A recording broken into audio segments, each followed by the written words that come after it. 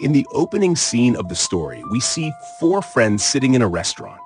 Their group consists of 3 boys and 1 girl. One of the boys is named Mike. The 4 of them are talking among themselves about how Halloween is approaching, and they decide to torture people for fun. Mike tells his friends that, as always, he is going to bully Jacob and torment him. Jacob was a very kind and innocent boy whom Mike used to harass every year. Hearing this plan, their female friend tries to stop them, saying that they cannot harass someone without reason, and asks what Jacob's fault is that they trouble him every year. Mike responds that the answer lies in her question itself. They harass Jacob every year, and it has now become their habit. He adds that she has no idea how much fun it is to torture him.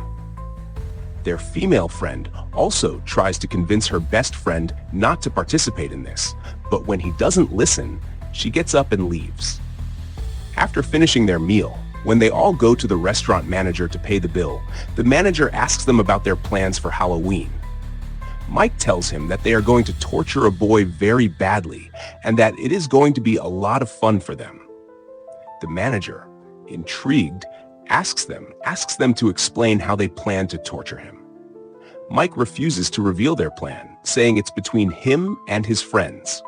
But when the manager keeps requesting, they decide to take him along to witness the act. Jacob was a boy who had difficulty thinking properly and understanding things. He loved eating candy and always carried it in a pumpkin basket. He was heading toward a festival where he was working as a staff member. The festival owner tells him to perform his duties diligently and reminds him not to do anything that would bring disgrace to either of them. The owner then tells Jacob that the show is about to start and asks him to go and get ready. As soon as Jacob steps outside, he finds Mike and his friends standing in front of him. They immediately start harassing him. Jacob, having endured enough torment over the years, is now fed up. In an act of self-defense, he pushes Mike away to stop him from saying anything further. However, this only enrages Mike even more, and he starts beating Jacob badly. His friends also join in, and together, they beat him mercilessly. Due to the severe beating, Jacob eventually succumbs to his injuries and dies on the spot. Meanwhile, Mike's female friend, who was secretly watching everything, becomes extremely nervous upon witnessing such a brutal act. She is shocked at how they could take someone's life so easily. Later, when Mike and his friends return home, they feel no remorse for killing Jacob. Instead, they blame Jacob, saying that they used to torture him every year, and he always endured it. But this time, he tried to defend himself by pushing Mike. So wasn't it natural for Mike to get angry? Their cruel mindset is evident from their words. On the other hand, Mike's female friend feels extremely guilty about Jacob's fate.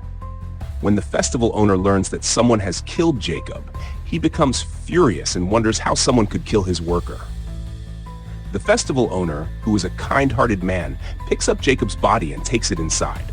He places a strange mask on Jacob's face and then starts performing a ritual. Through this ritual, an unknown soul enters Jacob's body.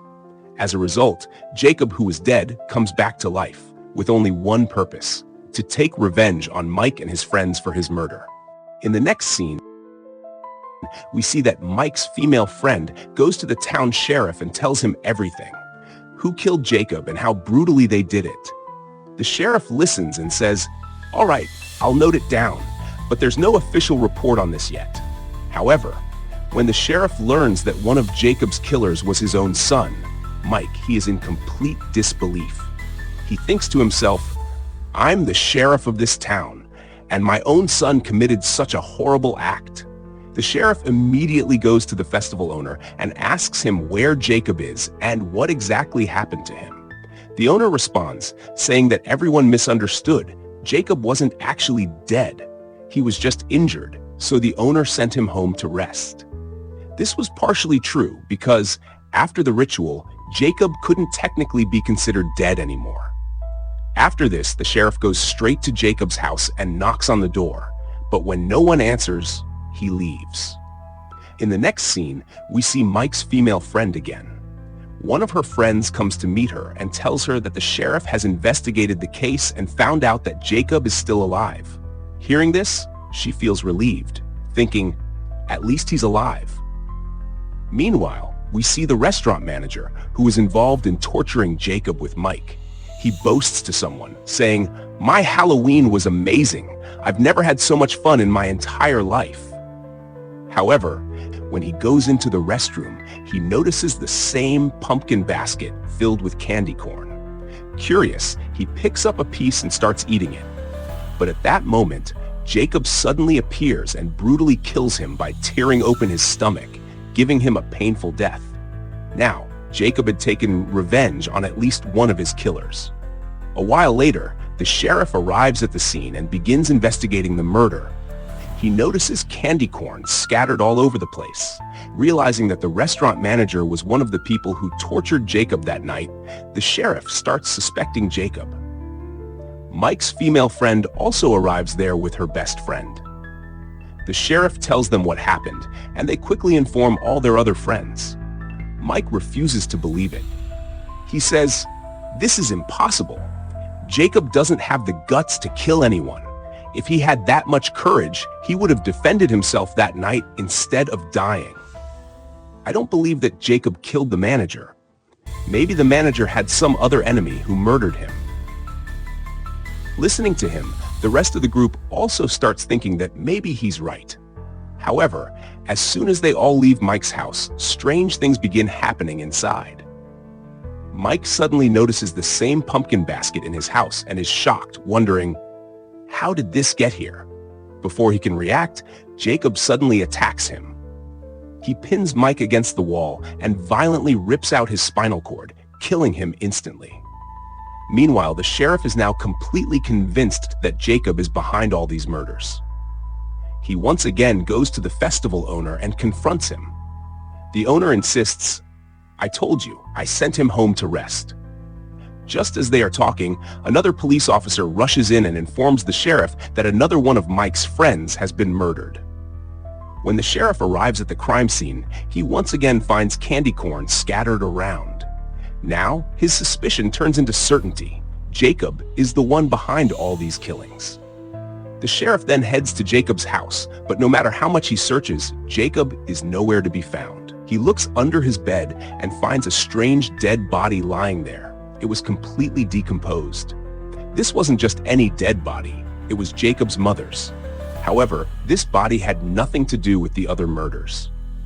After this, the sheriff leaves to search for Jacob outside and calls his son, warning him not to leave the house. He tells him, "If you go out, you'll be putting your life in danger." The sheriff then cancels all the town's carnivals, festivals, and other events, ordering everyone to stay indoors and not go out at all. Hearing this, everyone becomes very angry. Meanwhile, the festival owner's workers begin to question him, asking, "What is it that you're hiding from us? How are we supposed to earn a living? How will our households survive?" One of the workers, a man named Bishop, speaks up and tells the owner, "Whatever you say, I will believe you." The owner replies, "Yes, I am absolutely right. People like us have always been tormented, and people like Mike from influential families have always tormented us. Harassing others and causing them pain has become their habit. In fact, it was Jacob who killed one of Mike's accomplices. I only revived him so that he could take revenge for his murder. Now, tell me, is that wrong?" Having laid out the full truth about Jacob in front of all his staff, the owner gains their complete trust and support. Everyone agrees to stand with him because he is speaking the truth. Someone has to do something against those who torment us. Next, we see Mike's female friend together with her friends in one place. The girl steps inside for a while, and when she comes out, she finds her friend's dead body lying on the ground. She is utterly confused about what has happened. Just then, Jacob appears and, in a gruesome act, pulls her tongue out, causing her to die as well. The sheriff arrives at the scene where the two murders occurred to check on them, but when he goes inside, he finds that both bodies are lying there. Realizing that someone else might be next, he immediately calls his son and says, "Look, all your friends have been killed.